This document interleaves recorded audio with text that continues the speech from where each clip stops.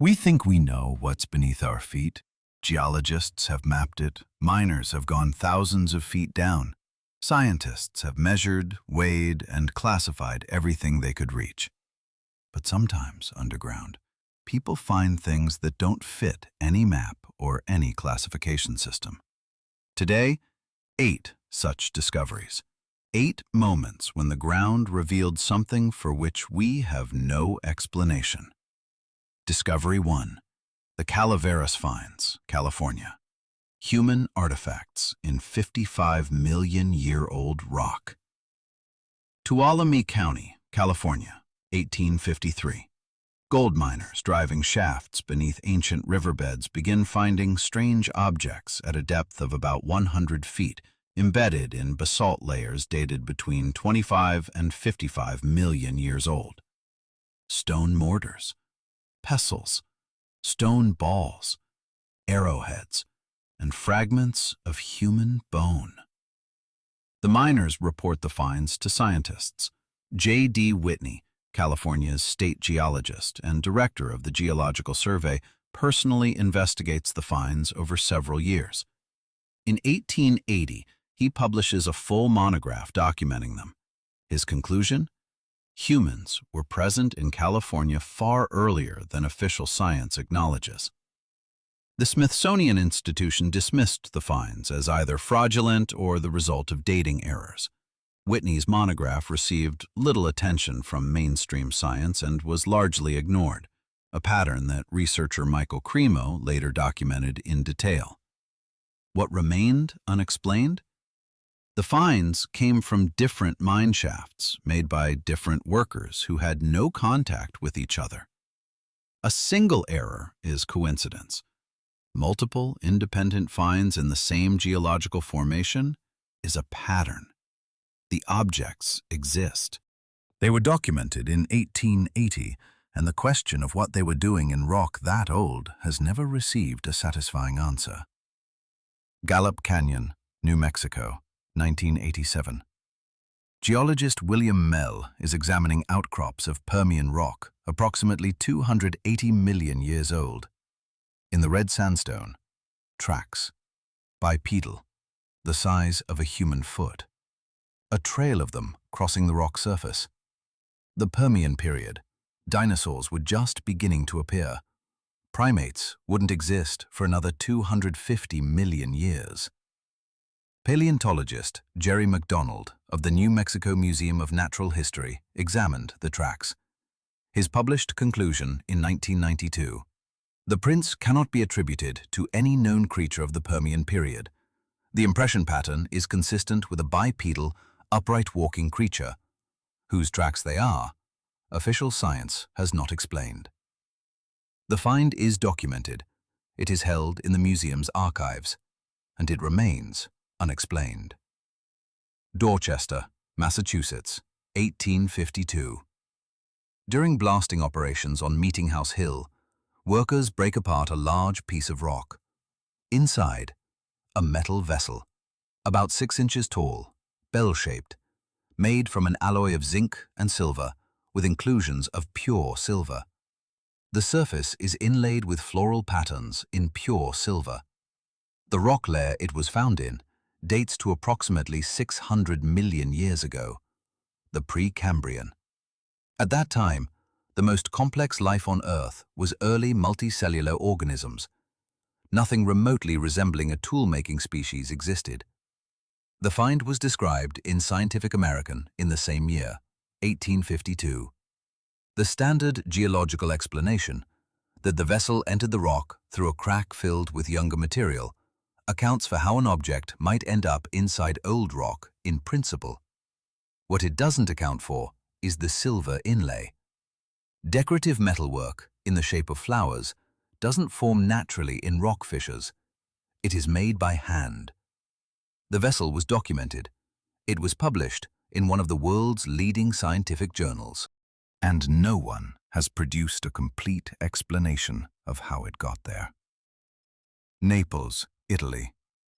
Beneath Naples runs one of the largest and most complex underground systems in the world. The official history begins with the Greeks in the 4th century BC, who quarried tough stone from beneath the city to build it above ground, creating a network of tunnels and cisterns that the Romans then expanded. During World War II, the tunnels sheltered hundreds of thousands of civilians from Allied bombing. Tours run through parts of the system today. It's well documented. What's less well documented is how deep it actually goes, and what's at the bottom. The Naples underground descends through distinct layers that correspond to different eras of human activity, each built on top of what came before. Greek tunnels, pre-Greek foundations, and beneath those, structures that archaeologists date to the Bronze Age and earlier, roughly 3,500 to 4,000 years ago, predating the Greek settlement of the site by more than 1,000 years. Who was building under what is now Naples before the Greeks arrived, and why, has never been fully answered.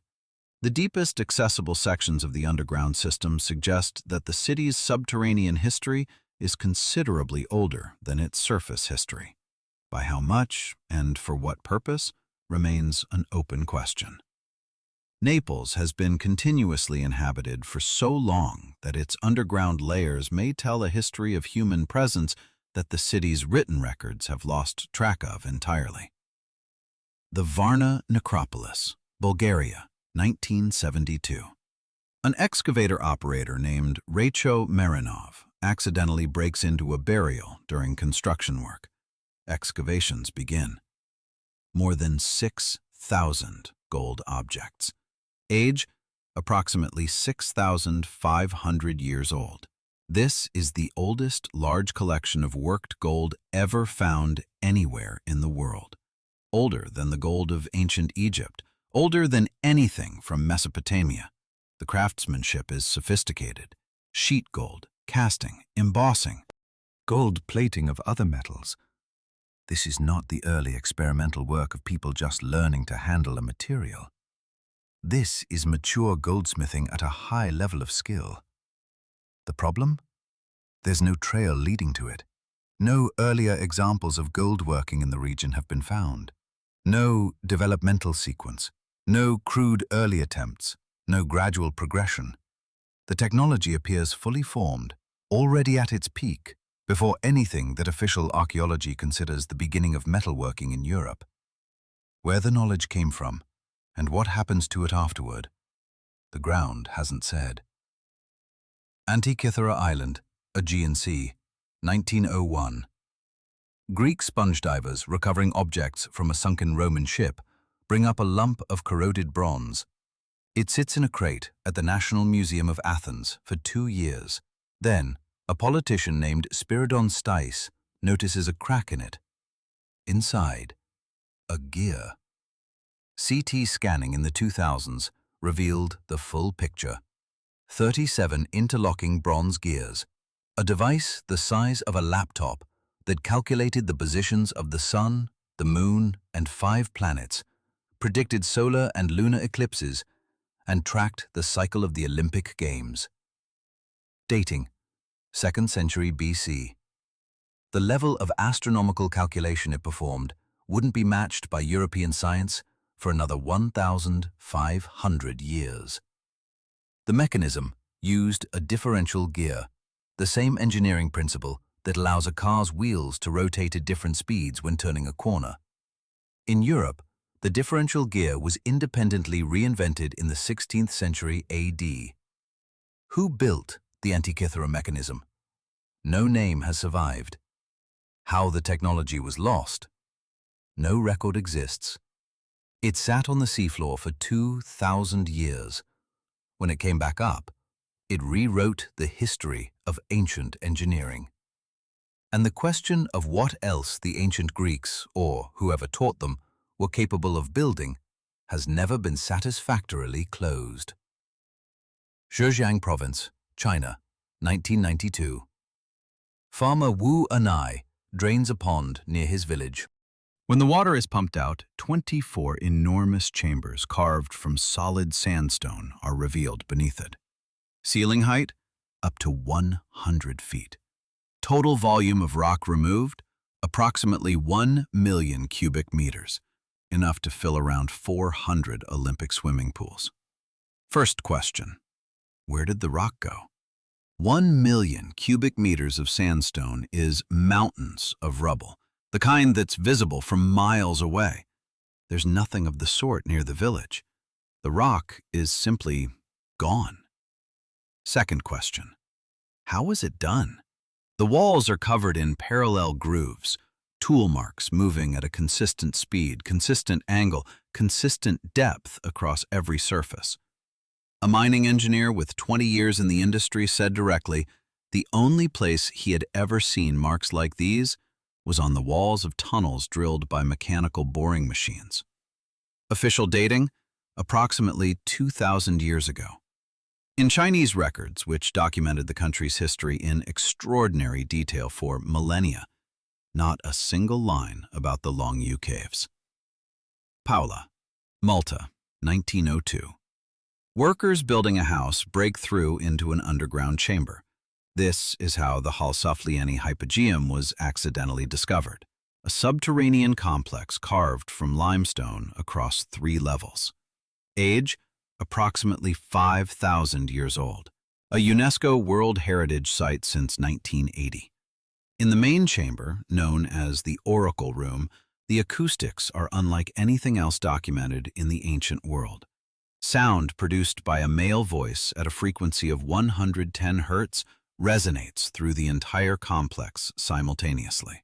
Neurobiologists established that at this specific frequency, the regions of the human brain associated with altered states of consciousness show increased activity. And 110 Hz is not unique to Malta. It's the resonant frequency of the main chambers at Newgrange in Ireland, Chichen Itza in Mexico, and Çatalhöyük in Turkey. All ancient, all on different continents, all tuned to the same frequency. The builders of the hypogeum created an acoustic chamber calibrated to the frequency at which the human brain changes state. Without knowledge of neuroscience, without electronic measurement equipment, or with instruments and knowledge we haven't accounted for yet. Stone tools in rock, 55 million years old, bipedal footprints in Permian sandstone, a silver-inlaid metal vessel inside Precambrian rock, an underground city beneath a city, older by 1,000 years. Every one of these discoveries has an official explanation, sometimes convincing, sometimes barely. But all 8 share one thing. The ground is holding something we don't have the full story on yet. Something that was here before us, or alongside us, just deeper than we've been looking.